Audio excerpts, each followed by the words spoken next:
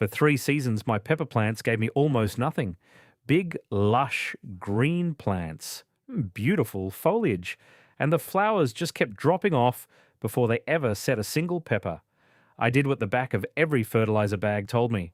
More feed, more nitrogen. It got worse. Then I found a growing method from before World War II, buried under decades of fertilizer company advice. And when I tested it in my test bed, that same variety set fruit on nearly every flower. The plants weren't the problem. The advice was. And the people who profit from selling you fertilizer have no reason to correct it. Stay with me to the end, because there's one thing I add to the soil at transplant, costs about $1, that flips a pepper from building leaves to building fruit. Let me tell you who buried this, because it matters. It wasn't a person, it was an industry. After the Second World War, the same plants that had been cranking out ammonium nitrate for munitions had nowhere to send all that capacity. So between about 1945 and 1947, that wartime nitrogen machine got pointed at American farms. Cheap nitrogen flooded agriculture. And almost overnight, the message printed on every bag, in every catalogue, in every garden column became the same 3 words. More nitrogen is better. Now go back just 10 years before that. Pull up a USDA Farmers Bulletin from the 1930s, the kind of plain extension guidance growers actually followed. And the pepper instructions read completely differently. They told you to feed peppers lean, bone meal, wood ash, phosphorus and potassium, not a heavy hand of nitrogen. That advice didn't get disproven. It just stopped being profitable to repeat. And I paid for that. For 3+ seasons in the early 2010s, my peppers were a slow-motion disaster. Big plants, deep green, gorgeous foliage, and the flowers kept dropping off before they set a single fruit. I did exactly what most of us do. I assumed the plant was hungry, so I hit it with whatever all-purpose feed I had in the garage and hoped. Sometimes I watered more, sometimes less. Basically, guessing. I was following the bag, and the bag was selling me nitrogen, so here's what I lost. Not a few peppers, nearly the whole harvest, season after season, off plants that looked like they belonged on a magazine cover. Money spent on feed that made the problem worse. Years of it. That's the real cost of advice that was written to move product instead of grow fruit. Let me walk you through what I found instead. The method itself is almost embarrassingly simple, which is part of why it disappeared. You plant your peppers into soil that has not been freshly charged with nitrogen. No fresh manure, no high nitrogen lawn feed, none of that. And instead of feeding nitrogen, you feed phosphorus and potassium. The old growers used 2 things they had on hand: bone meal for the phosphorus, wood ash for the potassium. That's it. You let the plant run a little lean and you give it what it actually needs to flower and fruit, not what it needs to throw leaves. That was standard 1930s extension practice. Grow peppers lean, feed them phosphorus and potash, and they set fruit. Then the nitrogen boom came through and rewrote the whole conversation. And within a decade, nobody was printing it anymore. It didn't fail. It just stopped selling bags. And so it fell out of every advice column in the country. All right, let us keep going, because the why is the part that took me years to understand. Here is the science. The 3 numbers on a fertilizer bag are nitrogen, phosphorus, and potassium, and they do 3 different jobs. Nitrogen drives vegetative growth, leaves and stems. Phosphorus drives roots and flowering. Potassium drives fruit. When you flood a pepper with nitrogen, you are not feeding it. You are issuing it an order. You are telling that plant, build foliage. So it does. It pours everything into more leaves and more stem, and it keeps aborting flowers because, as far as it is concerned, it is not done growing yet. What I mean by that is photosynthate partitioning. That's just where the plant decides to put the sugar it made during the day. A pepper has a finite energy budget. Every bit of sugar it manufactures goes somewhere, either into leaves or into roots or into flowers and fruit. Load it with nitrogen and it spends that sugar on foliage. Feed it lean with phosphorus and potassium and it spends that same sugar on flowering and setting fruit. Same plant, same sun. The fertilizer just changed where the sugar went. There are 2 more things stacked on top of that, and they matter. Peppers are touchy about night temperature. When nights run hot, above roughly 75 degrees, the pollen goes sterile and the flowers drop. When nights run cold, below about 60 degrees, the plant stalls and the flowers drop. So if you are feeding heavy nitrogen and your nights are swinging out of that window, you are getting hammered from both directions. And then there's the calcium-phosphorus relationship right at fruit set. The plant needs to move fresh phosphorus and calcium into that flower exactly when the fruit is forming, and a nitrogen-stuffed plant in foliage mode just isn't pulling them in fast enough. A bag designed to sell you nitrogen is never going to tell you to use less of it. That's not how the label is written. Now, I don't ask you to take my word for any of this. The plant doesn't lie and the records don't lie, so I ran the comparison in my test bed.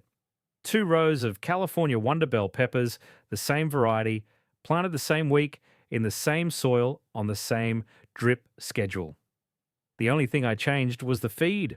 1 row got the conventional treatment, a balanced 20-20-20, fed the way the bag tells you. The other row got the lean pre-war method, phosphorus and potassium, no nitrogen push. I counted flowers and I counted set fruit, and I wrote it all down. On the conventional 20-20-20 row, I was setting roughly 3 out of every 10 flowers, about 30%. The rest dropped, just like all those years I'd wasted. On the lean row, same variety, same water, same week, I was setting roughly 9 out of every 10 flowers, about 90%. It's right there in the notebook.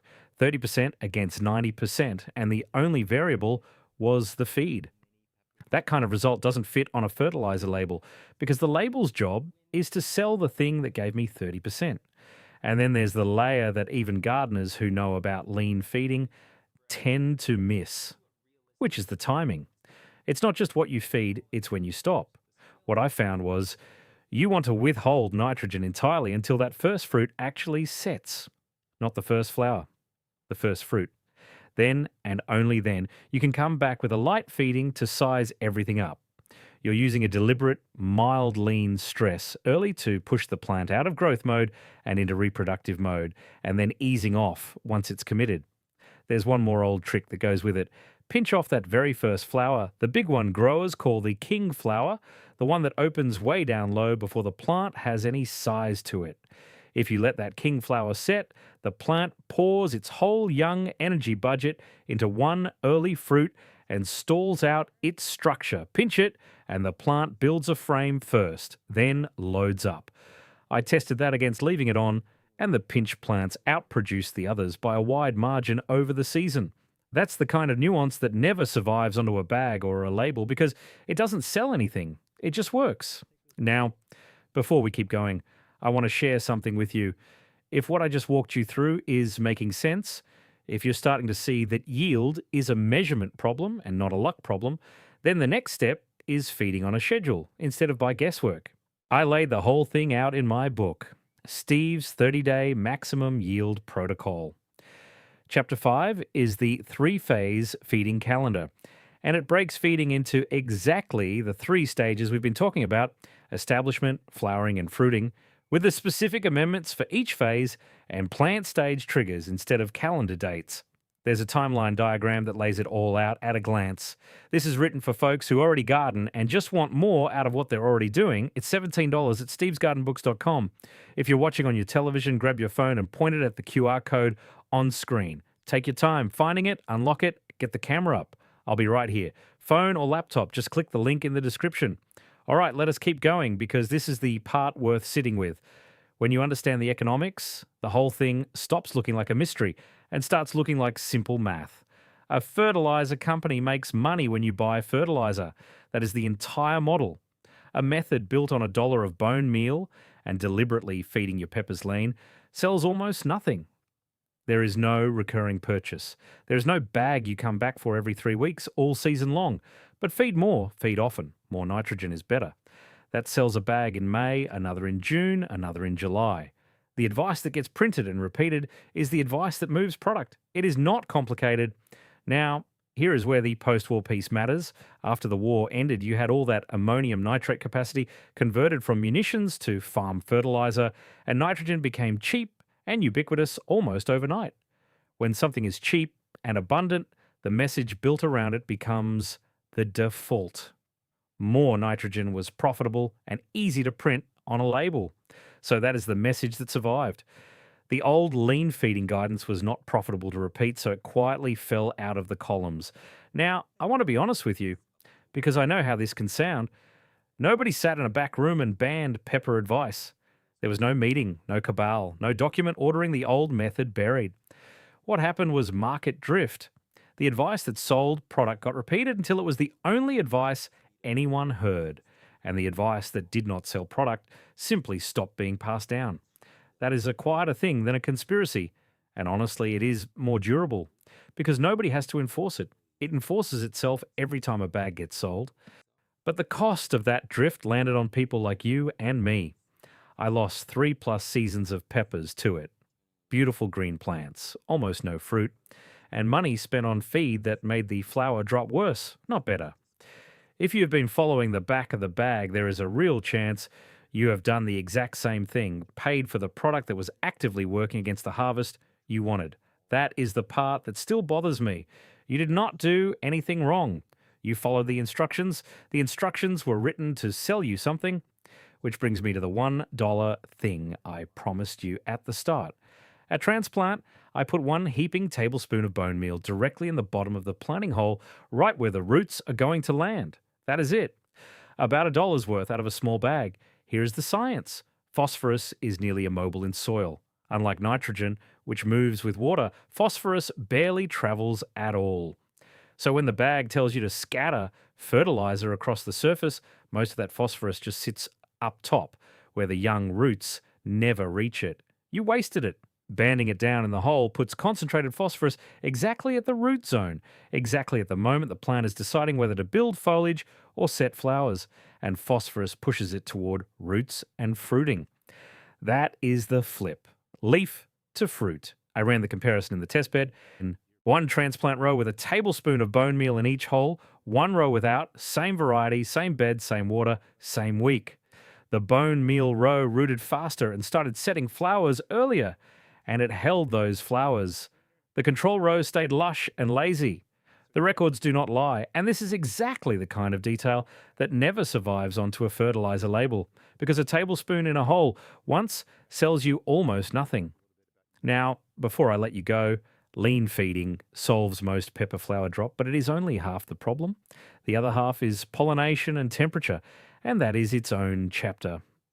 Chapter 6 of the book, Pollination Optimization, covers exactly why flowers drop without setting fruit, temperature, humidity, the absence of pollinators, and walks you through hand pollination technique with a diagram, plus the specific temperature ranges for good fruit set. The whole book is 115 pages, day by day, from the soil reset all the way through the troubleshooting chart for the 7 most common yield killers. Now you have the method that stopped getting printed. This is the rest of it. $17 at stevesgardenbooks.com. If you're on the television, grab your phone and point it at the QR code on screen. Take your time getting it up and aimed. No rush. I will be right here. Phone or laptop, the link is right down in the description. So that is the whole trick. Feed your peppers lean, phosphorus and potassium instead of a flood of nitrogen, and band a tablespoon of bone meal right at the root zone, and you flip the plant from building leaves to building fruit. Now you have the method that got buried under the back of the bag advice. Your conditions might be different, so do not take my word for it. Test it on a single plant this season and compare it against the rest of your row. That is how you will know. And if you want another one of these forgotten methods, I tested a Depression-era tomato trick from a 1943 pamphlet that beat modern best practice in my own test bed. That is a story for another day. All right, that's what I have for you today. I'll see you in the next one.